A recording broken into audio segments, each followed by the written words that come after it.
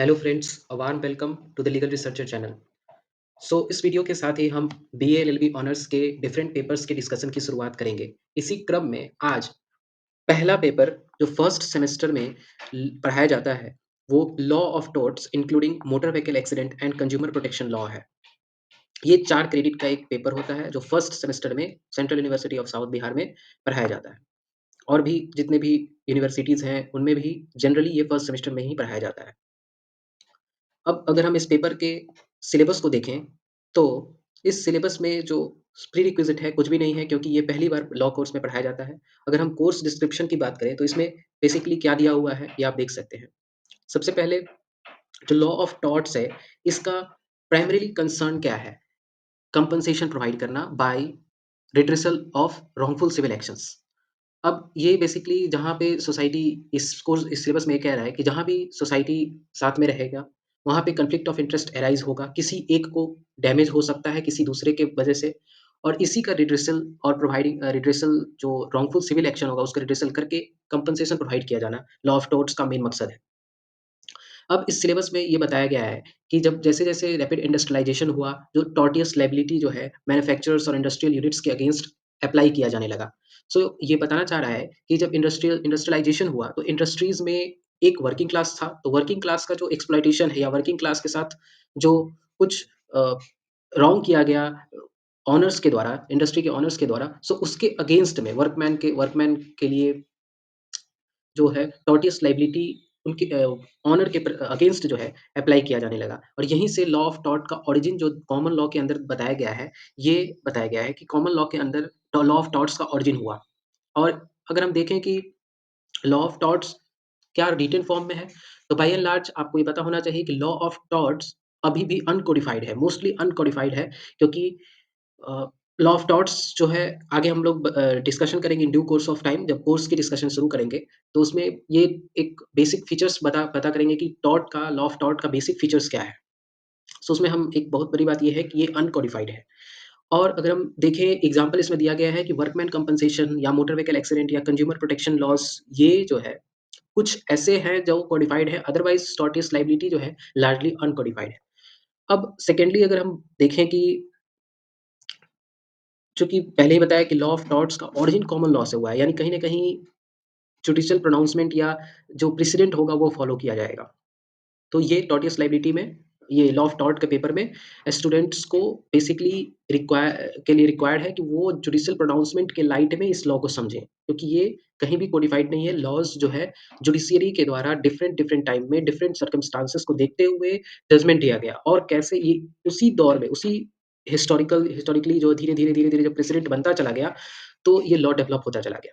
और इस कोर्स का उद्देश्य इसी चीज़ को ध्यान में रखते हुए इसी चीज़ को ध्यान में रखते हुए इसको पढ़ना है। अब हम कोर्स ऑब्जेक्टिव की बात करें, तो इसमें सबसे पहला है कि स्टूडेंट्स को लीगल राइट, ड्यूटी, लायबिलिटी जो लॉ ऑफ टॉर्ट के अंदर दिया गया है, जो लीडिंग केसेस में डिस्कस किया गया है, उसका पता होना चाहिए। सेकंड ये है कि स्टूडेंट जो है कंज्यूमर प्रोटेक्शन रेमेडीज और function of consumer forums under consumer protection act, इसकी जानकारी इस कोर्स में दी जाएगी। उसके अलावा जो ओवरऑल ऑब्जेक्टिव है ये कोर्स का, ये motor vehicle act and public liability insurance act, इसको भी देखना है। अगर लर्निंग आउटकम की बात करें, बेसिकली इसमें स्टूडेंट्स को क्या at the end of the course क्या मिलेगा? सबसे पहले जब हम कांसेप्ट ऑफ टॉर्ट पढ़ेंगे, तो इसके एसेंशियल्स, इसके डिफेंसेस को पढ़ेंगे, टॉर्टियस लायबिलिटी, क्रिमिनल लायबिलिटी और कॉन्ट्रैक्चुअल लायबिलिटी में क्या अंतर होता है, उसको देखेंगे। इसके अलावा जो right and interest of consumer है, under under consumer protection act, उसका भी नॉलेज होगा after the end of the course. इसके अलावा हम जो जस्टिस डिस्पेंसेशन सिस्टम है कंज्यूमर प्रोटेक्शन एक्ट में, जो कि हालाँकि इसमें 1986 दिया हुआ है, बट अब तो कंज्यूमर प्रोटेक्शन एक्ट 2019 आ गया है, तो जो रिसेंट वाला है उसको देखेंगे। अगर हम बात करें जब ये आप यूनिवर्सिटी में पढ़ रहे होंगे, तो यहाँ पे आपको कई तरह से इवैल्यूएशन सिस्टम होता है। कुछ इवैल्यूएशन में जैसे क्लासरूम डिस्कशन आपसे करवाया जा सकता है, टीचिंग असाइनमेंट आपको दिया जा सकता है, प्रेजेंटेशन आपको जनरली 10 नंबर का प्रेजेंटेशन होता है, केस स्टडीज़, प्रोजेक्ट, सेमिनार और पैनल डिस्कशन, ये सारे मेथड से आपको इवैल्यूएट किया जाएगा। अगर हम पूरे-पूरे यूनिट की बात करें, तो टोटल यहाँ यूनिट जो है आपको ऑलमोस्ट 6 यूनिट दिया गया है। 6 यूनिट में ये पूरा का पूरा कोर्स दिया गया है। सबसे पहले अगर हम बात करें यूनिट 1 की, तो यूनिट 1 में इंट्रोडक्शन, बेसिकली जो इंट्रोडक्शन है लॉ ऑफ टॉर्ट का, वो दिया गया है। इसमें सबसे पहले आपको nature, definition, evolution of tort के बारे में, फिर reason for slow development of law of tort in India, क्योंकि आपको बता दें कि ये कॉमन लॉ सिस्टम से आया, तो फिर इंडिया में अभी भी जो है लॉ ऑफ टॉट उतना ज़्यादा डेवलप्ड नहीं है और बहुत स्लो डेवलपमेंट है। इसका क्या रीज़न है, इसको भी हम देखेंगे। उसके अलावा लॉ ऑफ टॉट और लॉ ऑफ टॉट्स में क्या अंतर है, इसको भी देखेंगे। इसमें डिफरेंसेस को समझेंगे। यूबीजे यूबीरिबिडियम, ईबीजस और यूबीजस ईबीरिबिडियम, इन दो इस ये कुछ लीगल मैगज़ीन्स हैं जिनको समझना पड़ेगा। इंजुरिया साइन और साइन डेमनो और डेमनो साइन इंजुरिया, ये लीगल मैगज़ीन्स को भी देखना पड़ेगा। उसके बाद tort, contract, crime, breach of trust में डिफरेंसेस क्या है उनको देखेंगे।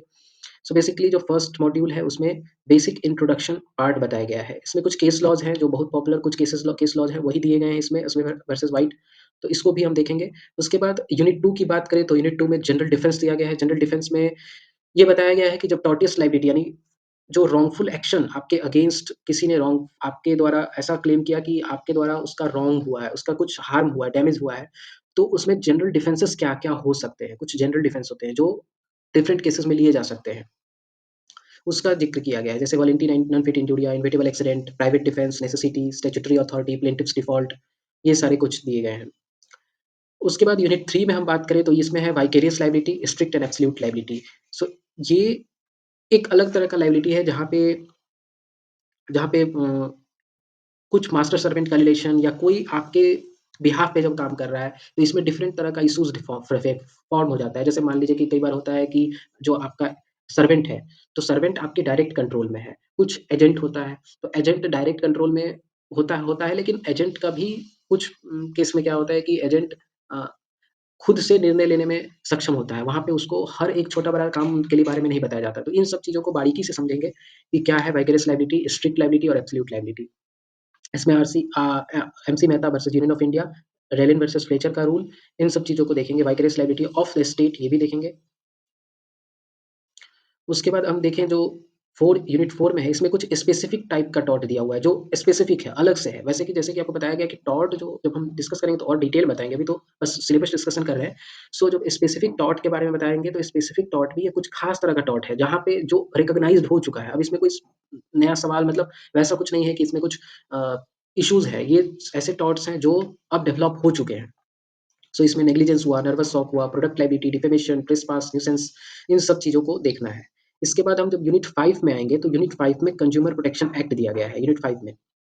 सो ये तो कंप्लीट एक अपने आप में एक एक्ट है, कंज्यूमर प्रोटेक्शन एक्ट 1986 इसमें दिया गया है, ऑल्दो जो न्यू डेवलपमेंट है वो कंज्यूमर प्रोटेक्शन एक्ट 2019, उसको देखेंगे।